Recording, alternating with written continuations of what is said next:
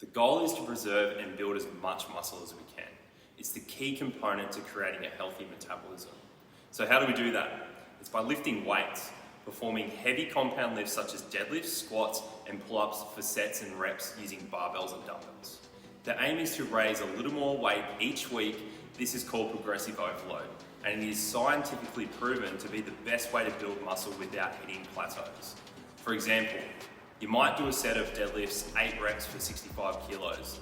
The next week, you will aim to do, say, 67.5 kilos. Progressive overload can also be achieved by increasing the rep range of an exercise and also by achieving a better range of motion.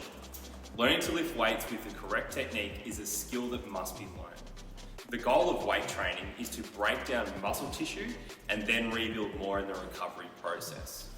The time your muscles are actually under maximum tension for a 45-minute workout is only around 4 minutes or so. So making sure your body is in the correct position for each rep is vital for achieving the benefits from each session that you do. Now this all sounds pretty intense, hey? But we have a system that makes it a piece of cake. By following the peak principles, you will nail each rep and every set every single time. Prepare. Ensuring your body is in the correct anatomical position. The most common practice would be maintaining a neutral spine. It's important to maintain a neutral spine while exercising for both posture and injury prevention. A neutral spine means that your back is in line with your hips and not hunched forward or rounded over.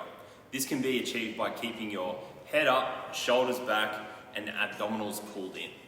When your spine is in a neutral position, you can perform any strength exercise safely as the discs are locked into a safe position and your joints are stabilized. Execute. Ensuring you take the target muscles from full stretch to full contraction by achieving full range of motion. This ensures you achieve the 4-ish minutes of maximum time under tension in each workout, as I mentioned earlier.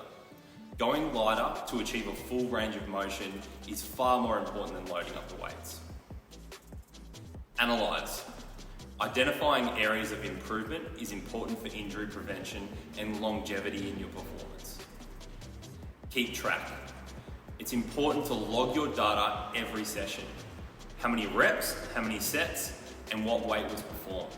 If you are new to weight training, focus on execution to start with. Then as you build a solid foundation, aim for muscle failure in your target rep range. Progressive overload can't be achieved without achieving muscle failure.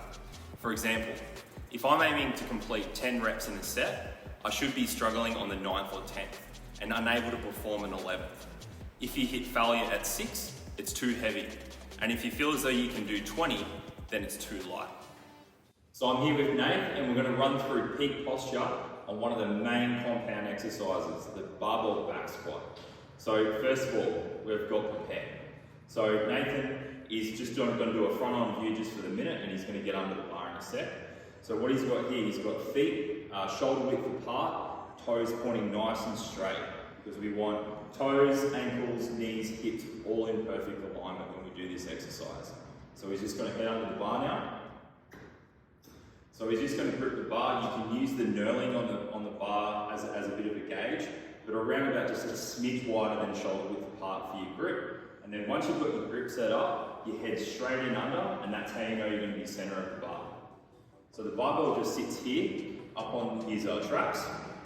He's going to lift up and take a step out of the rack, but still maintaining. If you've got squatting arms, definitely utilise these if you're training alone at home.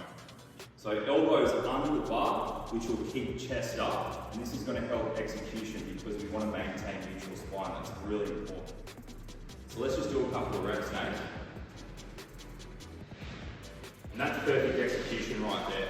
Thigh parallel, so knee and hip directly in line. As you can see, his chest stays up, so he's maintaining neutral spine, which is perfect execution.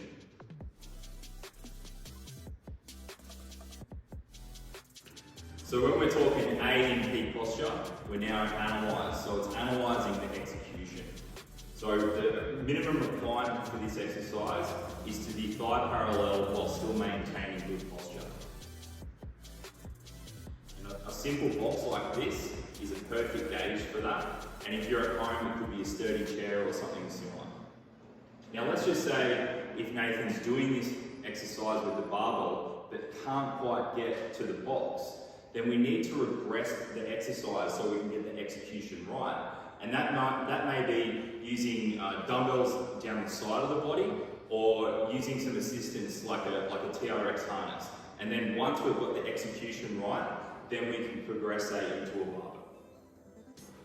Now when we're talking K in peak posture, it's keeping track. So logging data in that app, so you're not sort of having to scratch your head the next week about, oh, what did I do last week, how many sets, how many reps, and also comments. So if you use the box, that way you can keep moving forward with progressive overload by keeping track of the data that you've done in the previous weeks and previous workouts.